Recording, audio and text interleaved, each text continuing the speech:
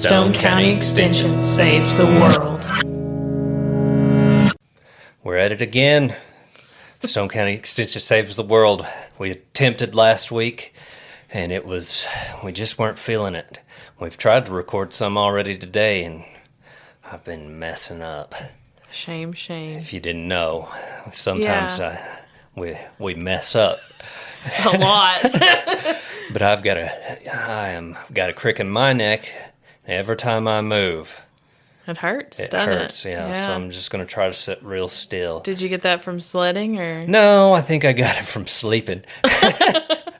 That's That's normally how you me. get it. I slept wrong, and now my neck hurts.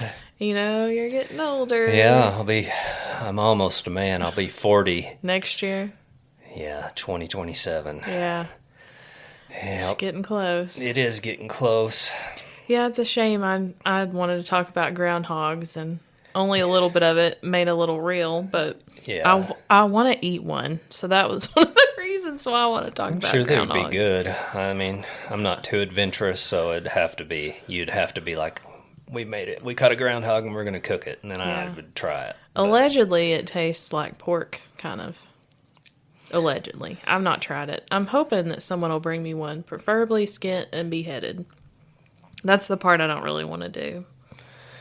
Well, But I do want to try it. yeah.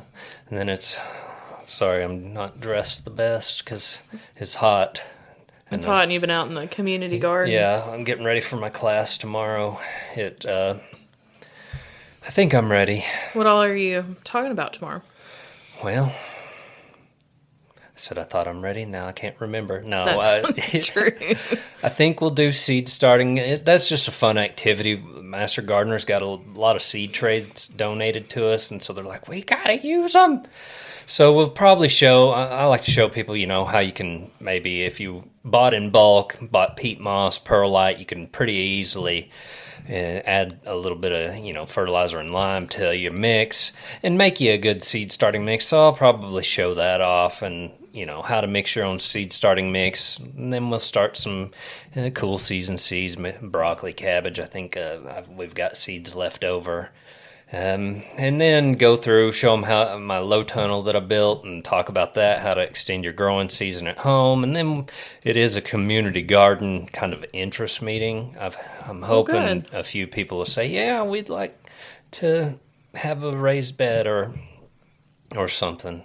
I'm trying not to move, but I've talked to a few folks, and it's like, well, when you think community garden, it's like, well, is it a garden that the community works on? Because I've seen that before and we have enough space that we could do both, or is it like a community garden where we rent out beds? And so that's kind of our thought process of how we want to set it up. And this is also the community garden's like my iLead project, so I'm double dipping. One thing I like about it is that it's a teaching opportunity along with the public space. Yeah, it's because we've had 4-H'ers out there. You've had multiple classes, master gardeners. With our 4-H way of thinking, learn by doing, it's like, well, why don't we do a class? I think by doing it, we'll I can show how to do it, show how to build it, show and the y'all materials. had built several raised beds. Yeah, that's how we built the raised open to the beds, public. and several people come out, and that's what I hope we'll do again. If a few people are interested in participating in the community garden, we've got 8 beds out there right now, but my goal is to add more as people want to participate. And I think adults miss learning by doing as well. Yeah, and so it's one I of the used awesome to do things about extension. Used to do death by PowerPoint, and those were good, I guess. You get I guess some people like that, but I'm leaning more towards I don't just want to sit there and point at a PowerPoint, and I'm not the best. Any class that you can have both. Looking at the PowerPoint. This is how I used to do a PowerPoint if we did the podcast like this. As you can see here, we've got, what's that say? Oh, I need my notes on that. Yeah. Yeah. You got to look. That is a story. I had And I also have problem with like making eye contact to Yes, people. you do. Or he'll find one person and just like stare him down. And so she's been nice. One of my ladies, when I first started to done, maybe been here 3 or so years doing these classes. And she's like, just a little tip, make eye contact every now and then.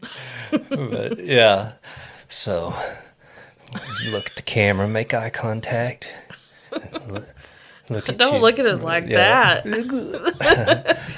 But I usually find a few people that I can stare at. yeah.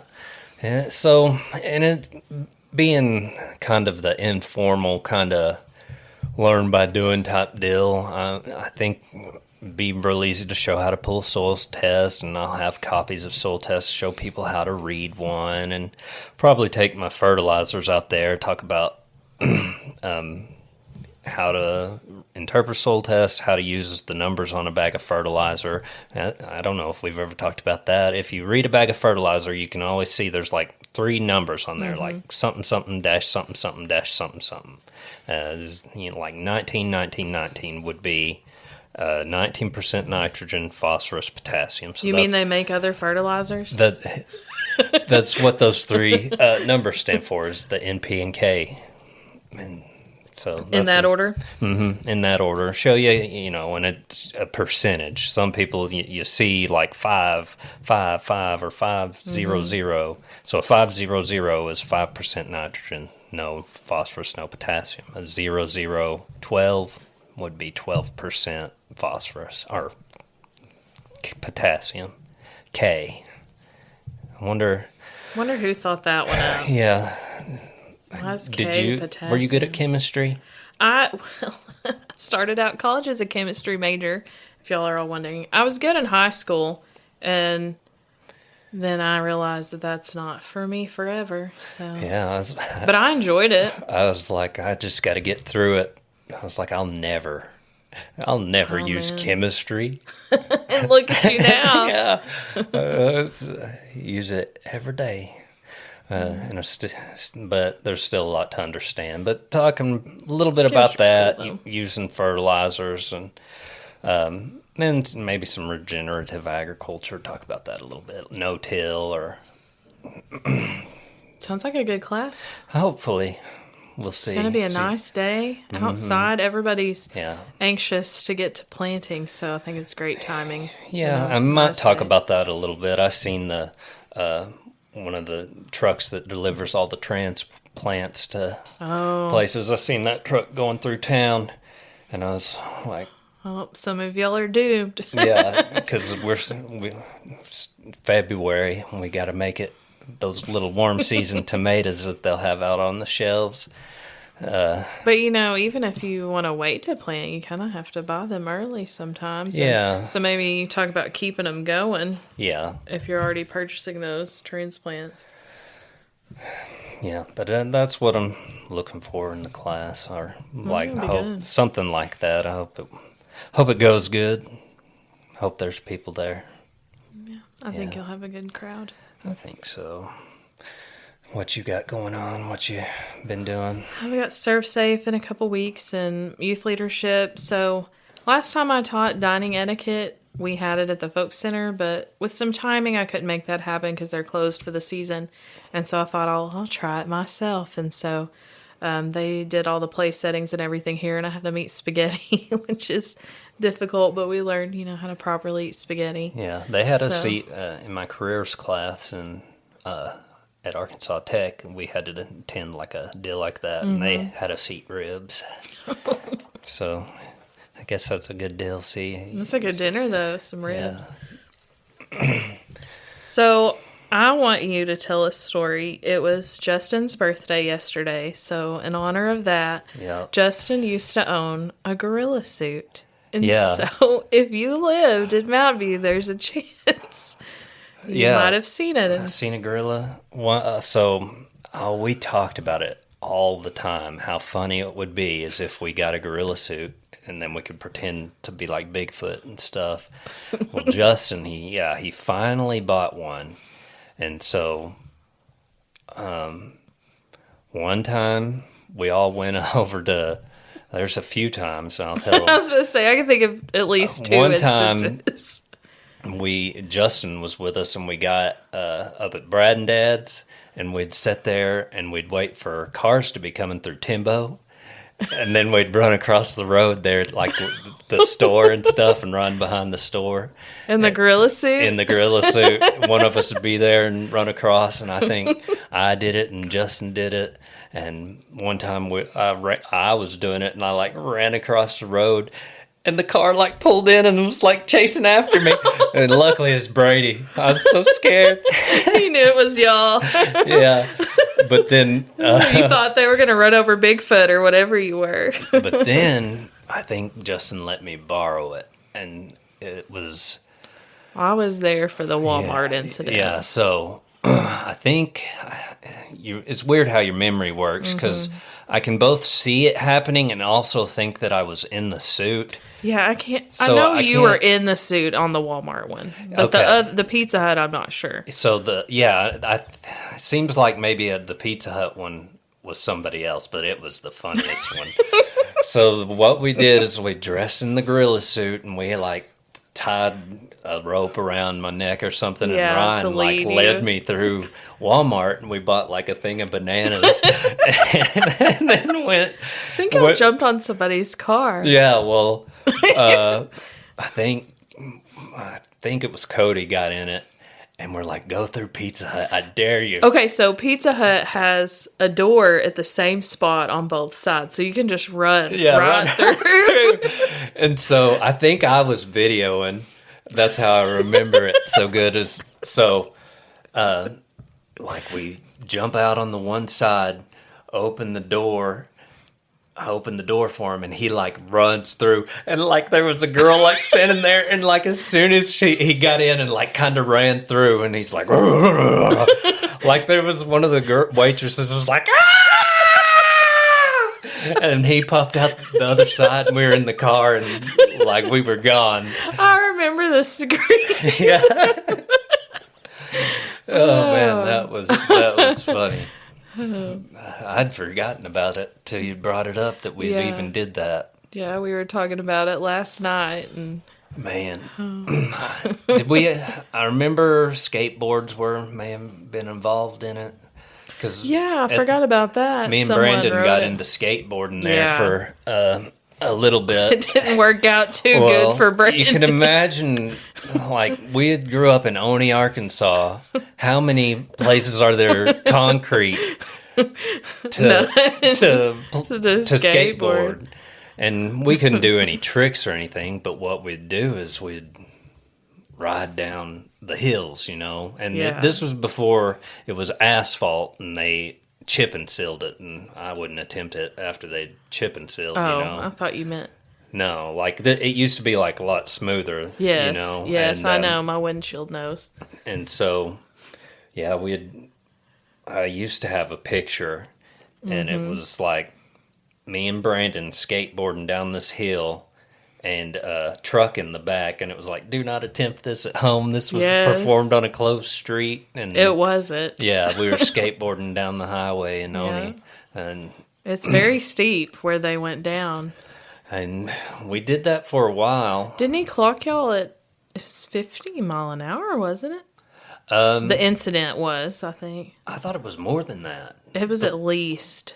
I thought it was Was it 55? Not 50. I thought it was like 40. I thought he was going like 40 miles an hour. I thought y'all were going. I don't know.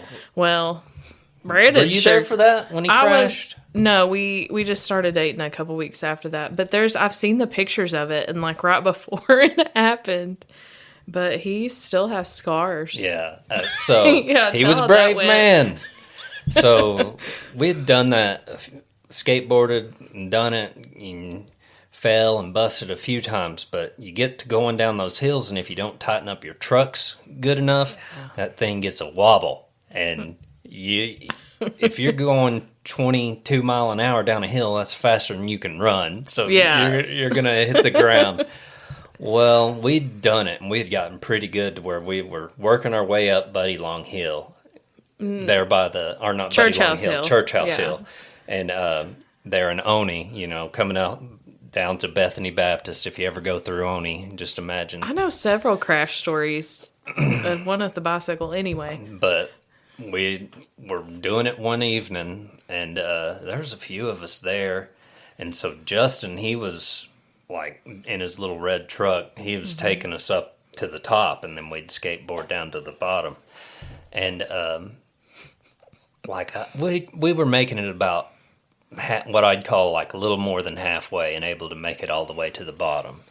Well, Brandon gets brave, and he's like, I'm going from the top. And I was like, man, I don't think I can do it. And he's like, I think I can. And the confidence in that man.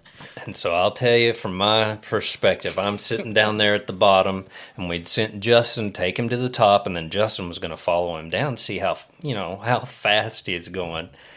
Well, he comes, and it like curves, and he comes around the curve, and it gets kind of steeper, so you would pick up a lot of speed. Well, he's making it, but then all of a sudden, the death wobble, and that thing just whoo, and he smacked the ground, and it was like, oh. He scraped on the side of his hip and on the top of his shoulder, and he said he had a knot on the top of his head, and he has yet to figure out how he managed that. But he said he wore your shirt home to hide it from his mom at the ripe age of 21. Yeah, but we come down, and he was kind of, he was like, oh, dang, are you okay? And he's like, yeah, and just kind of banged up. But Justin was like, well, you hit like 40 miles an hour before you fell. He was like, this was awesome. Yeah, and it was like, oh, my goodness. I think that was the end of our skateboarding. I can imagine, yeah. Because not soon after that, they chip and sealed the road. And so... yeah. Well, good times. Good times from childhood. We've done a lot of stuff around that area. Some we can't discuss. Well, so before we got to take a little break, I got to go run and get kids from school. I guess I'll talk mine. What I wanted to educate you on, we've talked about it's getting to be spring. It's warming up. What we want to do before, say, our plants that need to be pruned in dormancy during the winter, it's time to start thinking about doing that. Crepe myrtles, our fruit trees, roses, those can be pruned during dormancy to help increase flowering. Or for fruit trees, we're trying to remove with ornamentals, whenever you're pruning, what I tell folks is what you're looking for is dead, damaged, diseased wood that can be rubbing or crossing, or wood that hangs low, that if it gets a fruit load may touch the ground or could possibly, if break. And you're really going in there and opening that tree up. You want good airflow and good light penetration so that the light can hit the interior leaves. So when we go to pruning on fruit trees, at least, you're removing more than you might think. I've had people say, like I'm sitting there like pruning, showing them how to prune like at their place. So, and I never, ever, I was telling Monty the other day, I was like, I never prune as much as I want to on somebody else's stuff because it upsets them. Well, yeah, they're like, you're taking off too much. And like that happened. I went and taught that class at Berryville with Monty on Monday. And I'm like, I tell them, you don't want to take off, rule of thumb, you don't want to take off more than a third of the tree. And I'm pruning on that tree, and one of them was like, you getting close to a third yet? And I still was like, well, there's still more I want to take off, but yeah, like that rule of thumb is for when your tree is really overgrown, and it's good to think about, but we don't want to, if it's really overgrown, hadn't been pruned in a while, no more than a third of the branches in any 1 year. But what we want to do our pruning right before spring, right before the flush of growth, preferably, after the chance of any of the harsh weathers pass, because on those fresh cuts you can get some cold damage if it does get pretty cold in the evening. So that's typically why we tell people, around here late February, early-ish March, but we're getting some warm days. You said yours. Yeah, mine are starting to try to leaf. leaf out. So what do I need to do in that situation? I think you'd still have time to prune them. I'm hoping you can, but now I'm nervous to have you come. How come? Because you're going to take off a bunch. I'll make it. I'll do it right. I'll make it look good. I pruned them pretty heavy last year, so well, I think they need maybe some structural changes. Yeah, it's something you want to do every year, especially early on in their life. We want to train that tree to develop a good, strong structure, developing good crotch angles. You don't hear that every day. Yeah, where, say, we got the trunk, that's where the branch comes out. We want, at least a 45-degree crotch angle, probably. They say like 45 to 60 is the best.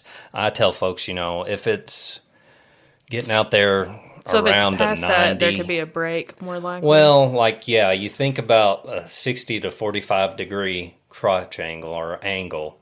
That's going to be pretty strong. If it's narrower than that, we want to train the tree and put a spacer in there so it forces that to open up. Because as that tree grows and develops that narrow crotch angle, new growth will try to grow in there, and it will start rotting over time because all that new growth gets in there. Have you ever seen that in a tree? Absolutely. Yeah. And so if we can train that strong crotch angle, we can avoid that. And we're also getting a strong branch, so if any weight gets out there on it, it won't just break. It won't just break. We talked about editing. Some of my hand motions gets Anna to giggling, so can't help it. I can't either. You talk with your hands. It's okay. I do. It's okay.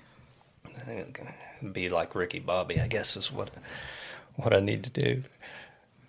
Have you seen Talladega Nights? I have, but I can't think of what you're doing at the moment. He's like, I don't know what to do with my hands. So this is how I'm going to start all my talks to keep from now on during the podcast. Did he have anything in his hands? No, he was being interviewed after he had raced for the first time. You don't remember that? I don't remember that. He's like, I don't know what to do with my hands.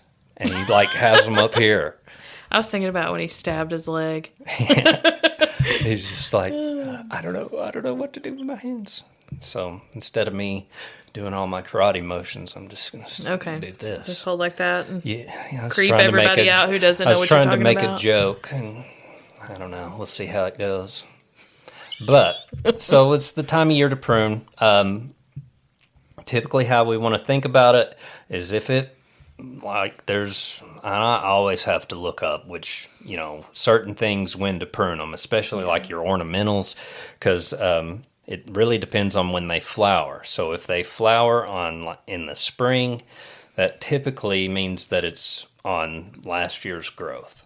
So it'll, you want to do any pruning to those type of ornamental shrubs after they flower in the spring. Then go in and do our pruning. But then if it's like a summer flowering, that means it's making its flowers on the first year growth or the new growth. And so those are the types that we can go in and do cuts in the wintertime. And again, so would that be like your fruit trees? Yeah, fruit trees are like that. Fruit trees are a little bit different. We want to, they'll develop like on fruiting spurs on last year growth, or at least year-old growth. And but we want to come in and do any cleanup in dormancy.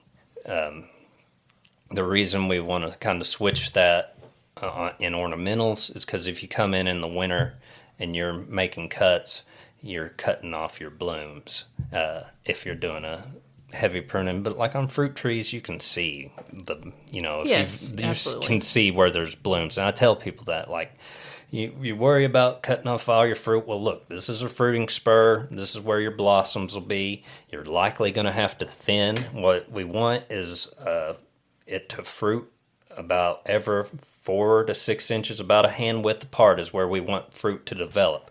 And your trees will try to develop more fruit than that. So we have to go in and remove those. It's called thinning. And the goal is, instead of the tree putting its energy into growing a bunch of little tiny fruit, we remove those and then it puts its energy into a few more larger fruits. So you do that at the spur stage, the thinning? the thinning you do once the fruit's developed. Okay. You don't want to do it at bloom because maybe not all You may blooms not. will Okay. develop a fruit, but when they get the little, you'll see the little you see green 'em. thing after they start to develop. That's when you want to go in, when they're still tiny. If you, I don't have time for that. You can, get a rubber garden hose or something, and something that's not going to damage the tree when you hit it, and you just knock them off that way. Makes sense? It does. I think we still need to do that video, though. Yeah, we need to get 'cause that done. That needs to be my trees. Yeah. I was thinking of something earlier as I was driving around building that stinking low tunnel. I was like, Yeah, because I was kind of trying to look that up online. you could build another. Well, I just video how I put it together, and that Yeah. would be fine. Yeah, that'd be good. And then do it quick, because that's the one thing I get is I don't have time to sit here for 30 minutes and you Video? you talk about Oh, yeah. Just show me the time lapse, the key things. the key things. Yeah. I think we could do a video like that. It'd do pretty good. You may need to get your children. Yeah, I better go get the kids and then we'll come back and finish this out. Make Sounds sense? Has it made sense this round? Yes. All right. Well, you excited about archery club this evening? Yeah, I know nothing about archery. You gonna help me? I'm going to help try to keep people from getting shot by an arrow. Hopefully. That would... That'd be bad. That'd be bad. That's one of the points of shooting sports that Jesse talks about is that there hasn't been serious accident Thus far. Thus far. I'm not superstitious, But just in case. None of this is wood though. I know. Maybe They're particle. down there. Yeah. We do have a lot of really pretty real wood in our office, but not in here. I think there's been a couple of instances where someone did get hurt, but it wasn't they got shot. I think that's why they can't use reactive targets. Oh, okay. Because what's the story? Is they were doing something with reactive targets where you shoot the target and there's a 12 gauge shell on the other side and it hits when you hit the target and it explodes. Well, I think one of the 4-H clubs, they were doing that, and as they were going to pick up the stuff, It exploded. well, I think the kid dropped it and it hit him. Just a shell? I don't know if they... If it was messed with. Yeah, if they... I just remember that story Well, that from when I went sounds- through training that they told about. So hopefully, no, for sure that nothing bad will happen. No reactive targets. Yeah, it can't be something that explodes. We could do balloons. I need to remember that. With bows, eventually what we need to do is, which would be fun to do, is put a balloon way out there and get the flu arrows. Yeah, that would be fun. That would be fun. Have you ever shot anything that explodes? Yeah. Have you? I've been a part of it. I mean, milk jugs and... Yeah. You ready for me to have my spiel? Yeah. We're going to talk about bad words. Not really. It says budget is not a bad word. Oh. So your face is ugh. I was trying to think what? What's I was a about bad to say word? one. No, it just says budget is not a bad word. Budget. Oh, thank you for enunciating that for us. So a nicer term's a spending plan. But normally when you say budget, everybody cringes. Because they're thinking of... Yeah. I think of... It's not getting to do anything fun. Well, yeah. I think we need to start we need to budget. But Yeah, it's a lot of us say it, and then few of us do it. Yeah. So basically, I've been going through this financial series and trying to really take stock of what I have, set goals for my family, and so I did my financial inventory, and I finally felt ready to start to make a budget. So first you have to really set some goals, and then you also have to think, what are the goals for my family too, not just kind of what I think, like what's my whole household goals. And then, and you're going to have to adjust. So like what you do the first month, if it's not at all obtainable and it's terrible or it might be too easy, then you can adjust it and you're going to have to adjust it. Yeah. The way I was saving money was I was just having them put it, in the credit union, a couple of $100. And I was like, I'll just forget about it and then I'll buy me a gun. How'd that go? I haven't got a gun yet. Though, I do like that way of thinking. I consider it like paying myself. So I'll have money pull out of my savings account. So it's like a bill kind of. And that way I don't look at it. Because if I look at it, I'm like, that's nice. I might use that. So, but that's one way you can do it is it's like you pay yourself essentially to save. But so back to setting the goals. So we want to set those SMART goals. And we've talked about that before. Specific, measurable, achievable, relevant, and time bound. So for your budget. I've got to say something. I think attainable and achievable. I like attainable. I like achievable. You switched up and I was like, they pretty much mean the same thing. Last time we had read it was attainable and this time it has achievable. Okay. But I guess it's because this is more financially specific, so achieve must have been the word they were feeling. So SMART or specific, SMART goals, specific, measurable, achievable, relevant, and time bound. So my SMART goal for my budget. So I made me a goal and mine was to spend less dining out during the week and add more to savings accounts because I had talked previous. I want to build my emergency savings back up. And then also I added in, I wanted to do a little more tithing than I had been doing. So that's one thing that I added. So specific. So what will I achieve? Who will benefit from the goal? What thing will I accomplish? So more savings can help me to go into debt less. Tithing makes me feel good in my heart. And dining out less, maybe more money to go on vacation and stuff like that. So not been as good. Tithing, or donation, however you. Well, I was just thinking of 10. Tithing means 10%, but then I was like, you're telling people. You know how it says, "Don't let your right hand know what your left hand's doing," and I was like, you're telling people you're tithing, so you're not going to get a reward. I'm just kidding. Gosh, the things you think of. I get I'm trying to... But it says, like, if you read about budgeting, and it talks about a certain amount that you give away. And so that's how I'm choosing to give mine away. I didn't say how much I was doing. I know.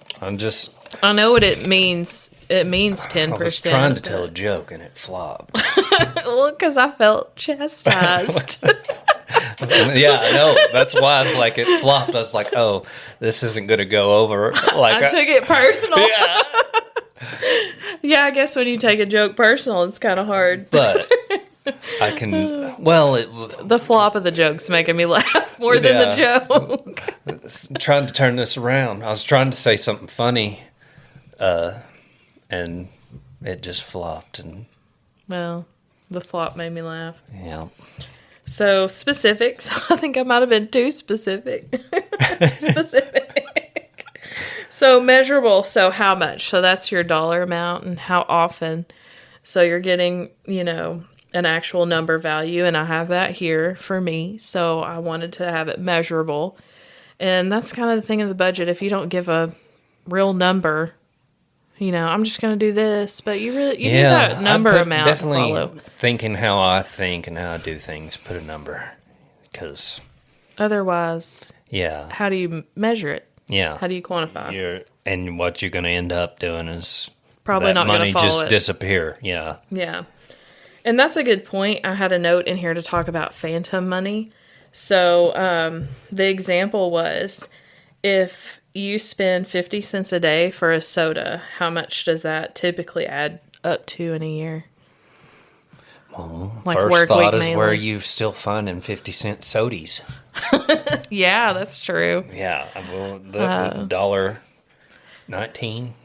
So Yeah, so And so that's probably a soda's at least $1 so if you spent $1, a day. That's $3.65 yeah, that's a lot. That's a lot once you add it all up. It for seems like years. Think about over 10 years. yeah, wow, 3,000 on sodies.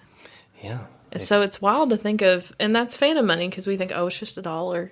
Yeah. And But over time, it truly adds up. So that's where that measurable comes into, and watch out for your phantom spending. And hopefully you found some of that when you did in the other episodes. I talk about your spending tracking. Tracking your spending and doing an inventory. Yes. So hopefully you found it there. That's But why you do that. yes, To find those. and you'll always find something. I wonder if I'm still a member of the gym. Yeah, the guy gets a few people. Yeah. So, yep, you may need to check on that one. That was definitely something I talked about in the spending tracker, and all those subscriptions that you might have that you may not have remembered that you're paying for that are getting drawn out monthly. Okay, so we got specific, we got measurable. Now, attainable or achievable, is it something you can actually do? And so if I want to make $1 million in a year, but I'm not doing anything to make the $1 million. Well, that's pretty unachievable. Yeah. So I try to be a little more stricter on my first month. So that's what I was working for with my budget. So we want to make sure that we can actually achieve these goals, and then relevant. So is this something that I really want? Is now the right time? So if savings is part of your goal, but you're hardly paying your bills, you may just need to focus on getting those bills paid for and those debts down before we can get to a savings goal. So you got to see if that's something relevant to you. And why that's important is this is going to help meet your short-term and your long-term goals. So short-term, for me was building that emergency savings, and then, get that built up and then start putting that more into retirement. What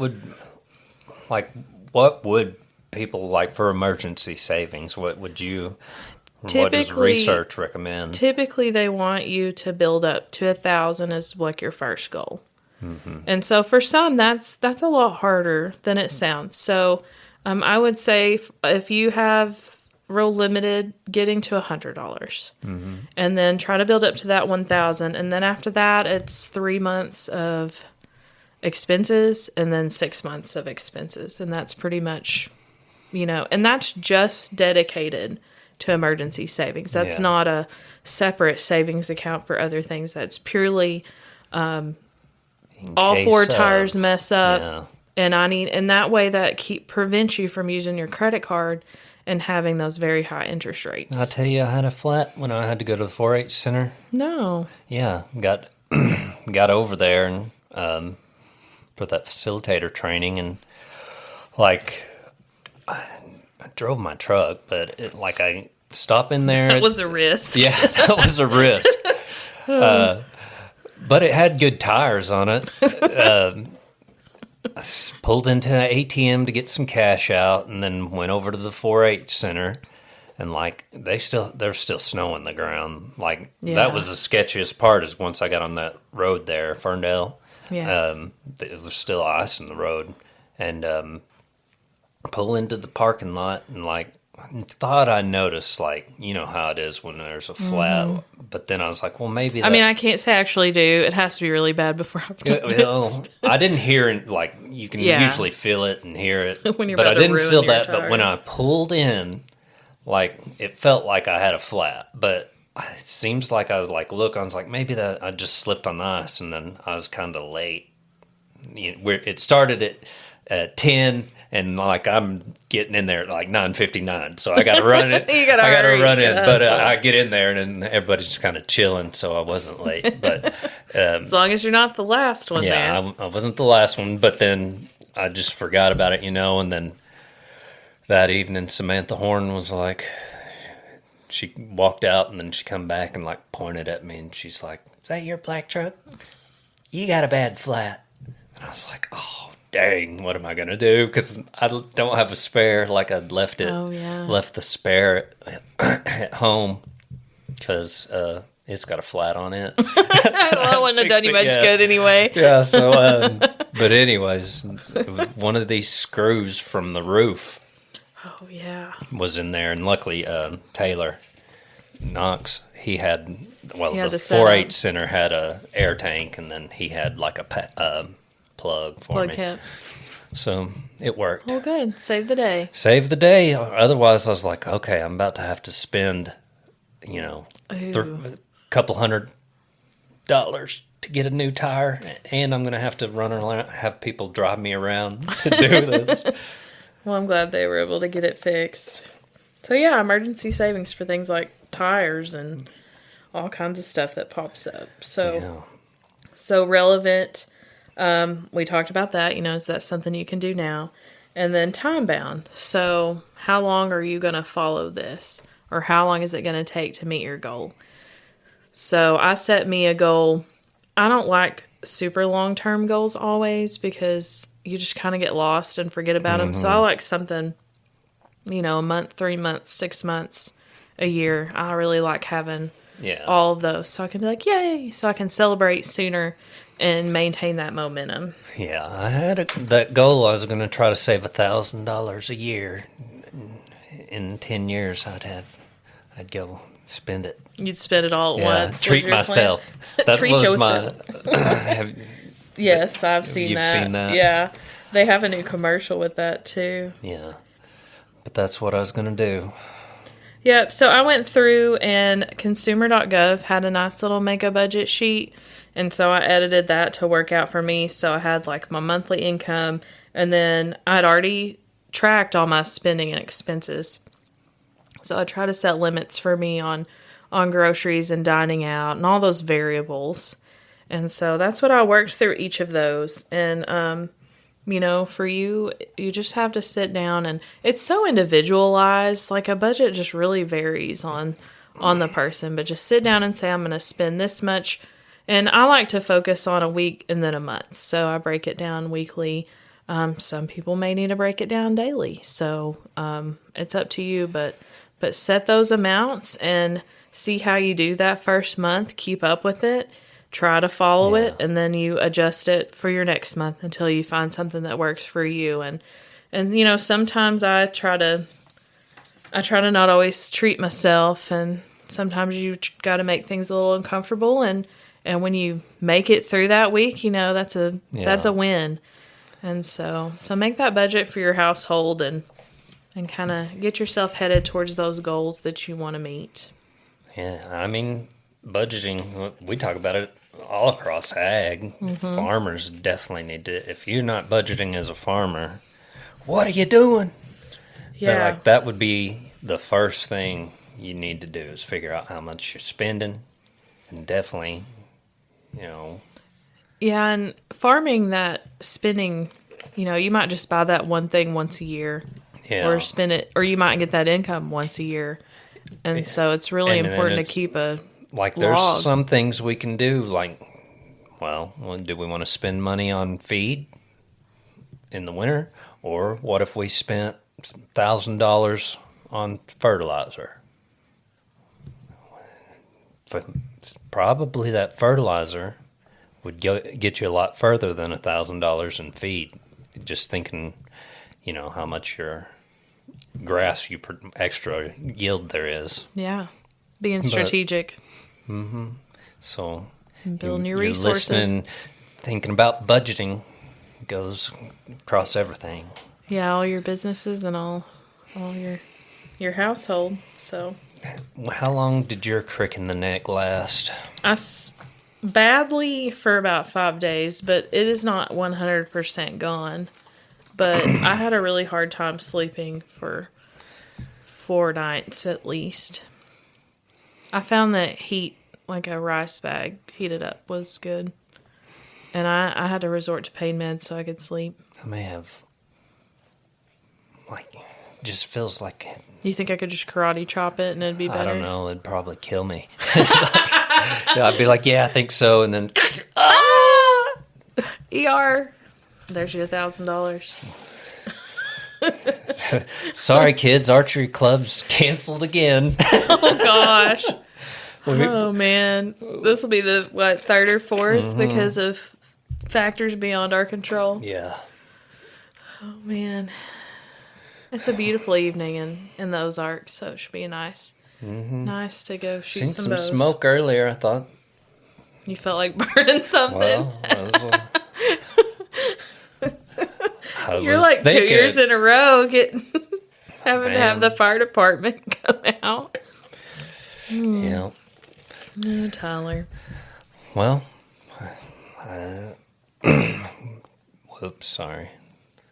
That I adjusted and like looked down to see what time we're at, and then I did my throat, and it like jumped, and so it's like, oh, whoops, Oops. did that right in your ear. I don't know anything else. We got about 24 minutes. We've recorded almost 30, and then 24. You want to say anything else? Anything funny? I don't know if I have any. Is there any other good stories? I don't know. I was thinking the other day about spring break, and I was thinking about one of my favorite spring break memories was when a bunch of us rode four-wheelers, and we ended up over at the Cast and Rock Yard, and it was muddy. Well, a neighbor got mad at somebody that day, but anyway. Was that day? Yeah. Yeah. Get out of my yard! Anyway, he shouldn't have drove through yard, but we were riding on four-wheelers and we were slinging mud, and then we got into a big mud fight. That was a good spring break. Yeah. Was that nice? I used to have some pictures like where we made the ramps and like we were like laying down underneath the. Oh gosh, I think that was in the summer that y'all jumped over. Yeah, we built some ramps and. Yes. Wants to talk to you. Okay. I don't know what about. All right.